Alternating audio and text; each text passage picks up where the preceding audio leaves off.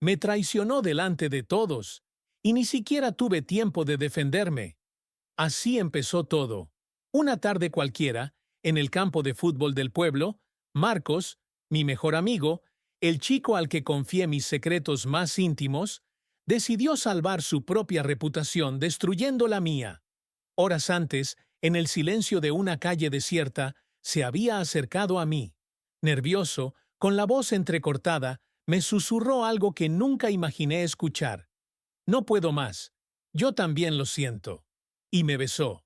Fue rápido, torpe, pero suficiente para que mi mundo se tambaleara. Creí que ese momento nos uniría, que al fin no estaría solo cargando con lo que soy. Pero al día siguiente todo cambió.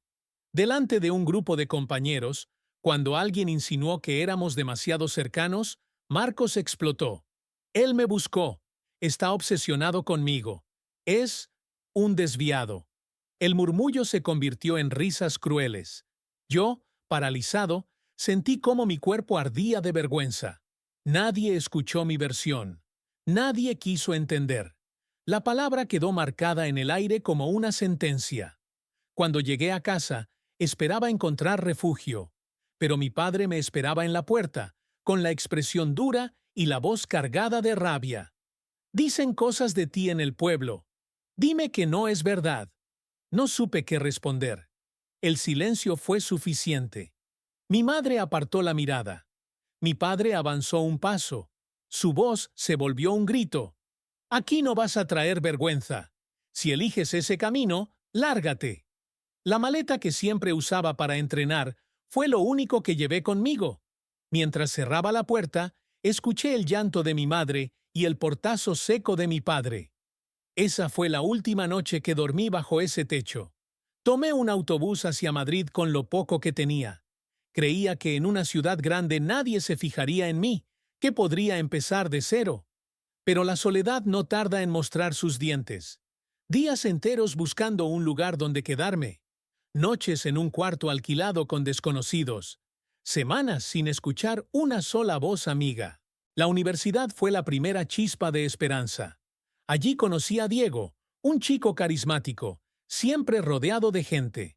Se acercó a mí con naturalidad, como si no le importaran los rumores que aún me perseguían desde el pueblo. Tranquilo, conmigo no tienes que fingir, me dijo la primera vez que hablamos. Su seguridad me desarmó. Empecé a creer que podía confiar en él. Diego me invitaba a fiestas, me presentaba a sus amigos, me hacía sentir parte de algo. Era la primera vez que no me escondía. Pero la confianza se convirtió en otra trampa. Una noche, en medio de risas y copas, lo escuché hablar de mí cuando creyó que no estaba cerca. Sí, claro que lo sé. Me sigue como un perrito. ¿Qué quieren? Siempre hay que tener uno así cerca. Da juego. Las carcajadas de los demás fueron como cuchillos. Sentí cómo el suelo desaparecía bajo mis pies. No era apoyo, era espectáculo. No era amistad, era burla. Me marché sin que nadie lo notara. Caminé horas por calles iluminadas que no me decían nada. Recordé a Marcos, a mi padre, y ahora a Diego. 3 nombres, 3 heridas abiertas. La ciudad parecía tan hostil como el pueblo. Esa noche juré algo. No volvería a callar. No iba a dejar que otros contaran mi historia a su manera. Si el mundo quería señalarme, al menos escucharían mi voz. Lo que no sabía era que ese juramento me llevaría directo al centro de un nuevo conflicto. Uno más grande que todos los anteriores. No dormí aquella noche. Las palabras de Diego seguían repitiéndose en mi cabeza como un eco insoportable.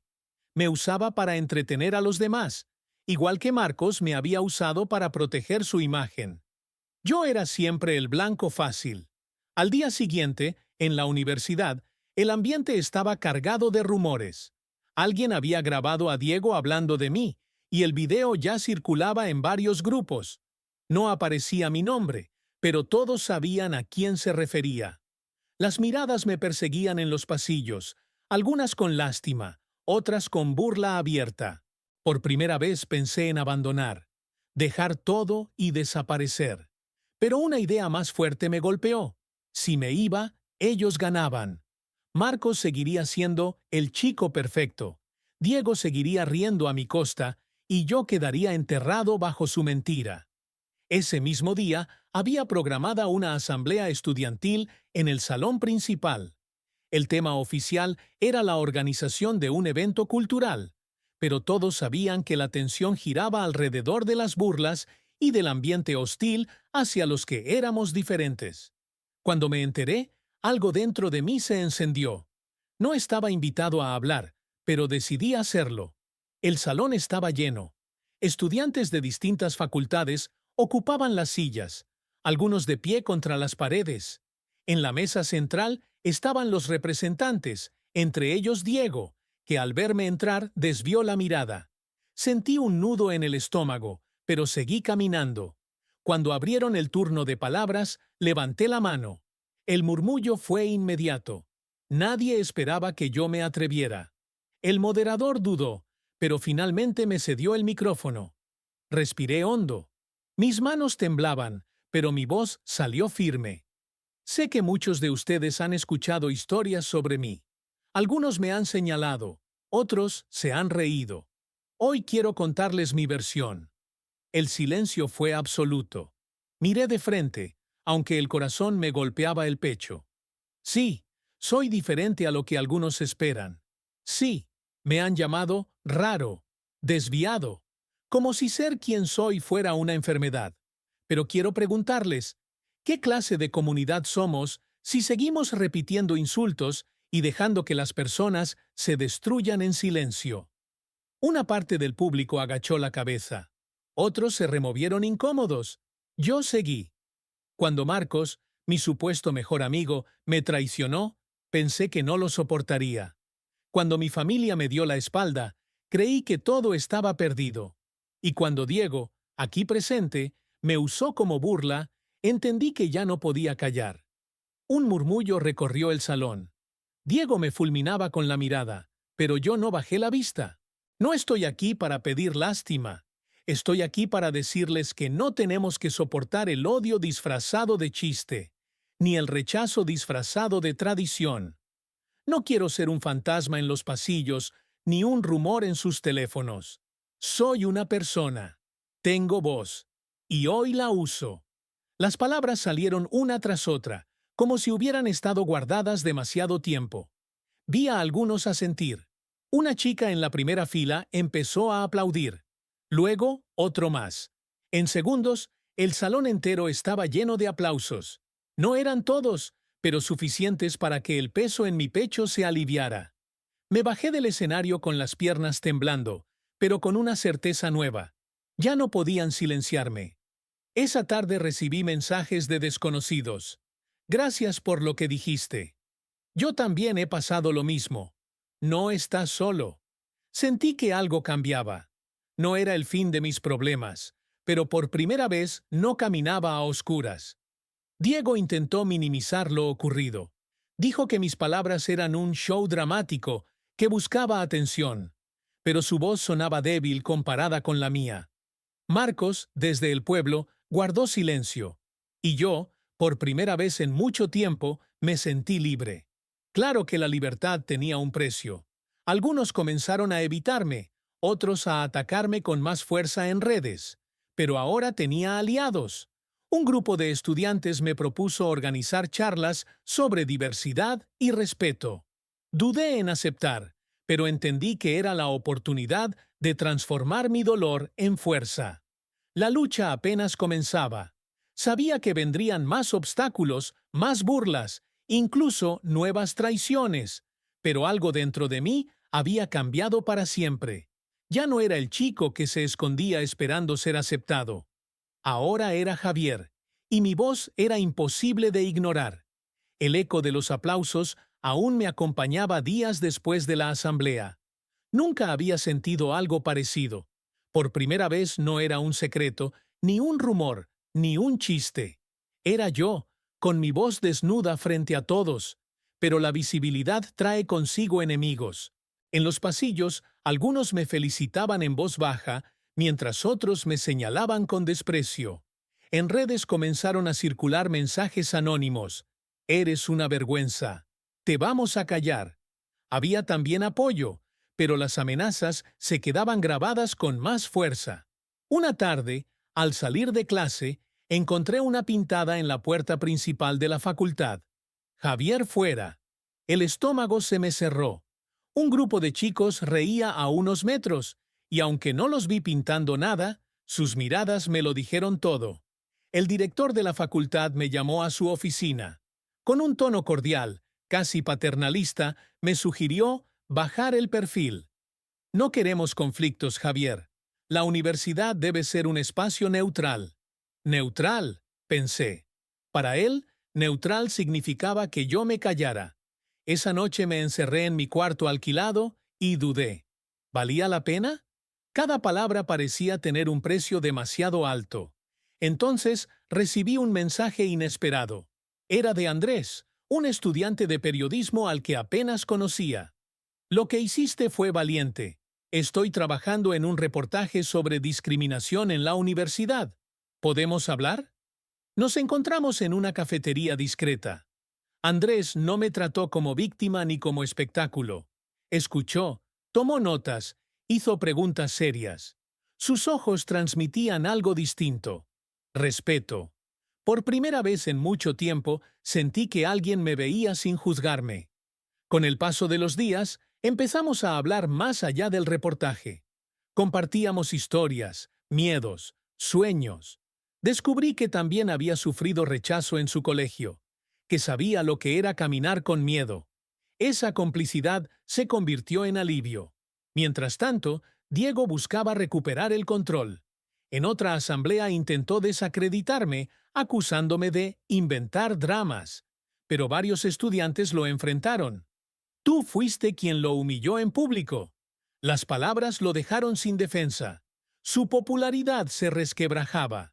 Sin embargo, la tensión aumentaba. Una noche recibí un sobre bajo la puerta. Dentro había una hoja con una frase escrita a mano. Si no te callas, lo lamentarás. No había firma. Solo ese mensaje frío. Sentí miedo real.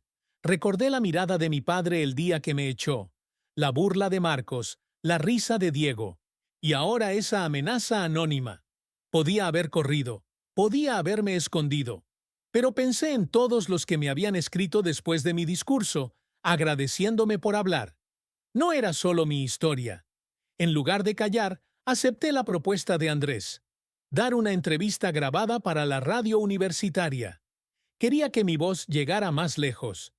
El día de la grabación estaba nervioso, pero cuando encendieron el micrófono, todo fluyó. No soy un héroe, dije. Solo soy alguien cansado de vivir con miedo. Y sé que no soy el único. Hablar no me ha quitado el dolor, pero me ha dado algo nuevo: dignidad. La entrevista se emitió esa misma semana y tuvo repercusión. Otros estudiantes se acercaron a contar sus historias. Algunos profesores mostraron apoyo. Lo que empezó como un gesto individual se estaba transformando en un movimiento pequeño, pero firme. Andrés me acompañó en esos días difíciles. Su presencia era distinta a la de Diego o Marcos. No buscaba aparentar ni esconderse. Una tarde, después de horas trabajando en nuevas propuestas para la universidad, me dijo: no sé a dónde nos llevará todo esto, pero quiero estar a tu lado.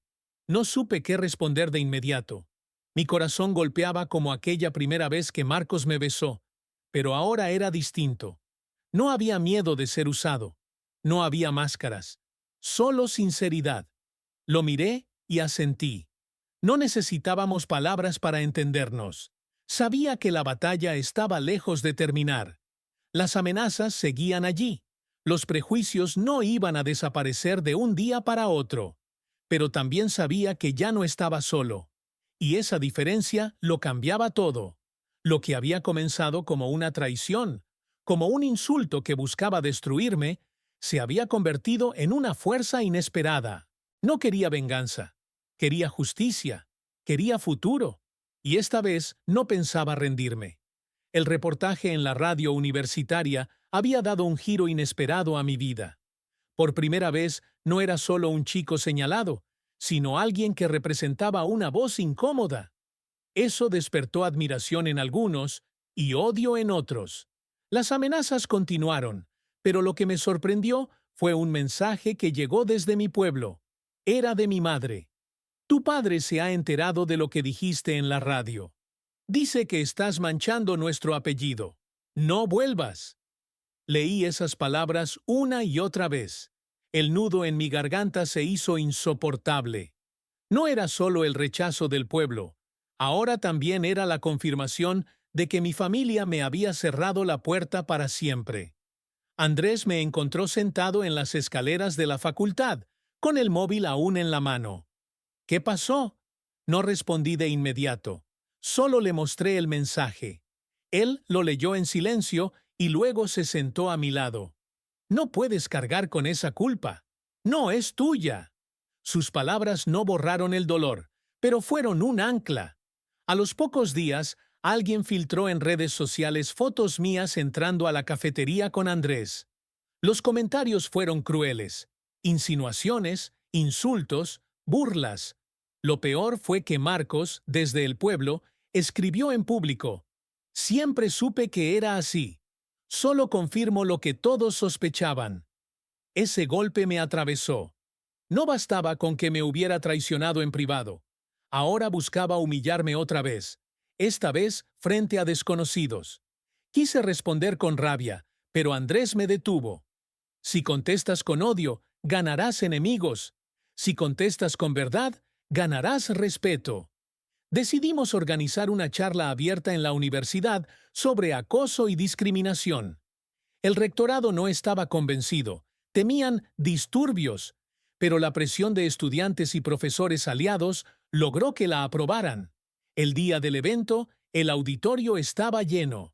Yo era el último en hablar. Mientras escuchaba a los demás contar sus experiencias, mi corazón latía con fuerza. Sabía que esa era mi oportunidad de enfrentar no solo a Diego y sus burlas, sino también a la sombra de Marcos y de mi propio padre. Cuando llegó mi turno, subí al escenario. La luz me cegaba un poco, pero no importaba. Quiero empezar con algo personal, dije. Mi mejor amigo me traicionó. Mi familia me rechazó. Fui usado como broma y amenazado para callar. Durante mucho tiempo pensé que el problema era mío, que había algo malo en mí. Pero no, el problema está en una sociedad que educa para odiar lo que no entiende. El silencio era total. Vi lágrimas en algunos rostros. Hoy les digo a quienes están pasando lo mismo: no tienen que esconderse. Y a quienes atacan, les pregunto: ¿qué ganan destruyendo vidas? Los aplausos fueron inmediatos, más fuertes que nunca. Algunos se pusieron de pie. Yo respiré aliviado. Por primera vez no me sentía víctima, sino alguien capaz de cambiar algo. Esa noche, al salir, me encontré con un mensaje privado de Marcos. Deja de usar mi nombre en tu discurso. No sabes con quién te estás metiendo. Era una amenaza disfrazada, pero me dolió más lo que no decía. Ni una palabra de disculpa. Andrés lo leyó conmigo y me miró con seriedad. Él tiene miedo. Tú ya no. No respondí, pero en el fondo sabía que tenía razón. Los días siguientes, algunos profesores se sumaron al movimiento. Hubo propuestas para crear un comité contra la discriminación. La universidad ya no podía fingir neutralidad, pero con la visibilidad vino también un mayor riesgo. Carteles arrancados, insultos en voz alta, incluso un intento de sabotear la grabación de una nueva entrevista. Cada ataque reforzaba mi decisión. No podía volver atrás, y cada gesto de apoyo de Andrés me daba fuerzas. Una tarde, mientras repasábamos ideas en la biblioteca, él me dijo: «No sé si estás consciente, pero ya no hablas solo por ti. Hablas por todos los que aún no se atreven». Lo miré y asentí. Sentía miedo, sí, pero también una certeza que antes no tenía. No estaba solo. Esa noche, antes de dormir, volví a pensar en la amenaza de Marcos y en la voz de mi padre expulsándome de casa. Comprendí que mi verdadera familia no era la que me rechazaba, sino la que me acompañaba en esta lucha. Y aunque el camino fuera peligroso, estaba dispuesto a recorrerlo. Las semanas siguientes al evento marcaron un antes y un después. Lo que empezó como un discurso aislado se convirtió en un movimiento estudiantil. Había carteles en los pasillos con mensajes de apoyo, profesores que ofrecían espacios para debatir y grupos de estudiantes que querían organizar actividades contra la discriminación. Pero junto con el apoyo, también creció la hostilidad. Una mañana encontré mi nombre tachado en la pizarra de un aula, con insultos alrededor. En otra ocasión, durante una reunión, alguien lanzó un comentario. «Esto es pura moda. Pronto se cansarán de ti». Yo lo escuché, y por primera vez respondí sin miedo. «No soy una moda. Soy una persona». La tensión llegó a un punto crítico cuando apareció un nuevo video en redes. Era Diego, hablando frente a un grupo reducido, acusándome de inventar historias para llamar la atención. Lo que no esperaba era que uno de sus propios compañeros lo grabara completo, incluyendo la parte en la que se burlaba de otros estudiantes también. El video se hizo viral en la universidad y destruyó lo poco que quedaba de su credibilidad. Mientras tanto, Marcos volvió a escribirme desde el pueblo. Esta vez no eran amenazas veladas, sino un mensaje directo. «Si sigues nombrándome, voy a decir lo que pasó esa noche. ¿Quieres que todos lo sepan?». Lo leí varias veces. No había nada que confesar. Lo que pasó ya lo había contado yo mismo. Su amenaza estaba vacía. Y por primera vez lo entendí. Él no tenía poder sobre mí. Decidí no responder. El silencio era mi manera de liberarme de él.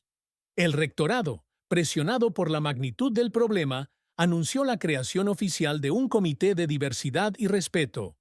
Fui invitado a formar parte.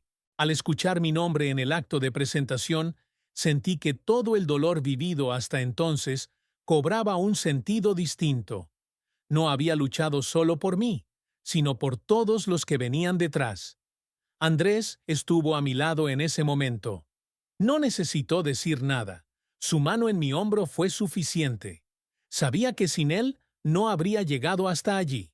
Poco después, llegó otra noticia que cerró un ciclo. Me avisaron que Marcos había abandonado el pueblo para evitar los rumores que lo rodeaban. Sus propias contradicciones lo habían alcanzado. No sentí alegría ni venganza, solo una extraña calma. Ya no era mi enemigo. Era alguien atrapado en su propio miedo. En cuanto a Diego, dejó de aparecer en las asambleas. Su nombre se volvió sinónimo de burla y manipulación. Era el precio de haber jugado con la dignidad de los demás. Yo, en cambio, encontré un nuevo lugar en la universidad. Seguía habiendo miradas de odio, comentarios crueles, pero ya no me destruían. Ahora tenía una red, un grupo de apoyo y, sobre todo, la certeza de que no estaba solo. Una tarde, después de una jornada de trabajo en el comité, Andrés y yo caminamos por la ciudad. Habíamos pasado meses enfrentando amenazas, burlas y silencios. Él me miró y dijo, «¿Te das cuenta de lo que lograste?».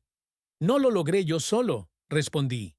«Lo logramos todos los que decidimos no callar». Me quedé pensando en esa frase. El chico que un día fue expulsado de su casa con una maleta pequeña había llegado a un lugar que nunca imaginó: ser escuchado. No recuperé a mi familia, y tal vez nunca lo haga, pero comprendí que la verdadera familia es la que te elige y te sostiene cuando decides ser quien eres. Esa noche, al cerrar los ojos, no sentí miedo. Sentí dignidad. Y supe que, aunque el camino seguiría siendo difícil, ya no volvería a caminarlo en silencio.